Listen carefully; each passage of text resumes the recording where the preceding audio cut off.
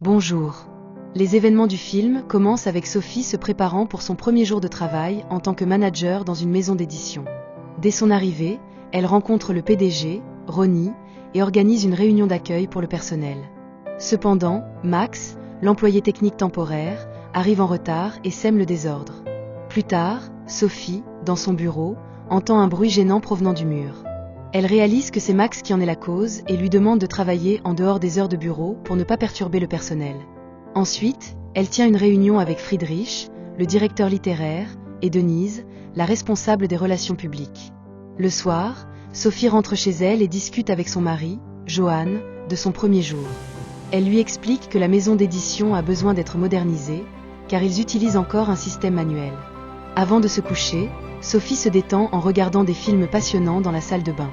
Le lendemain, au travail, Sophie entend à nouveau le bruit causé par Max. Une dispute éclate et elle lui demande une fois de plus de travailler en dehors des heures de bureau. Après le départ des employés, Sophie reste et regarde des films érotiques. Malheureusement, Max la surprend et prend des photos d'elle à son insu. Le jour suivant, Max confronte Sophie avec les photos. Sophie, après avoir découvert que Max est un jeune homme pauvre, lui offre de l'argent pour supprimer les photos. Or, Max lui propose plutôt un déjeuner ensemble. Sophie accepte. Pendant le déjeuner, Max l'interroge sur ses goûts cinématographiques, mais ils sont interrompus par l'arrivée d'un ami de Sophie. Max prétend avoir supprimé les photos, mais Sophie, méfiante, prend son téléphone. De retour au bureau, Friedrich et Denise se disputent à propos de conversations suspectes sur leur compte personnel. Ils soupçonnent un piratage et se tournent vers Max pour résoudre le problème. Celui-ci a besoin de son téléphone, que Sophie a gardé.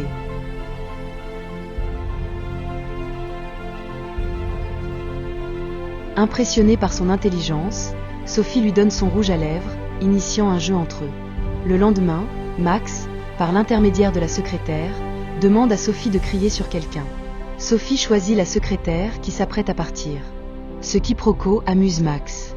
Le matin suivant, Sophie, furieuse, quitte le bureau et se dispute avec un cycliste. Max intervient et lui rend son rouge à lèvres. C'est maintenant à son tour de faire une demande.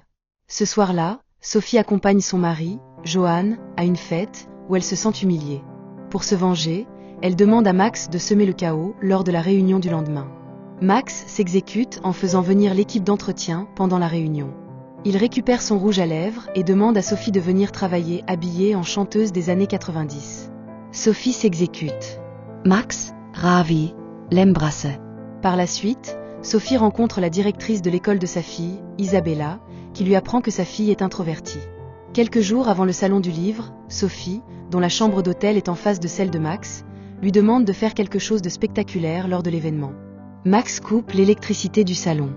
Lors d'un déjeuner avec le personnel, Sophie, jalouse de voir Max discuter avec la secrétaire, lui demande de pimenter le repas. Max drogue les desserts. Pendant la conférence de presse, Friedrich et Denise se disputent, tandis que le personnel, drogué, est inconscient. Le lendemain, Sophie et Max passent la journée à la piscine et font l'amour. De retour à la maison d'édition après le salon, Max ne trouve pas Sophie. Il apprend qu'elle travaille de chez elle depuis 3 semaines. Il lui rend visite et lui reproche son silence. Alors qu'ils se réconcilient, Johan arrive. Sophie meant la présence de Max. Plus tard, Sophie s'excuse auprès de Max et lui rend visite chez lui.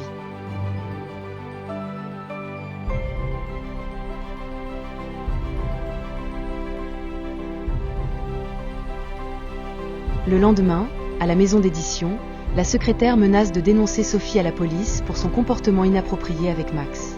Sophie propose à Max de rencontrer sa mère pour son anniversaire en échange du rouge à lèvres. Pendant que Max visite sa famille, Johan annonce à Sophie qu'il déménage à Londres et lui demande d'abandonner son travail. Furieuse, Sophie annonce son départ à Ronnie.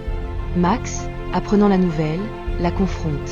Sophie lui dit que la relation est en folie. Le lendemain, Johan humilie à nouveau Sophie devant ses amis. En réaction, Sophie se rend à la maison d'édition en peignoir et interrompt une réunion importante, déchirant son contrat de travail. Max la rejoint. Il comprend que Sophie a tout sacrifié pour lui. Finalement, Sophie et Max s'embrassent, heureux, défiant les conventions sociales.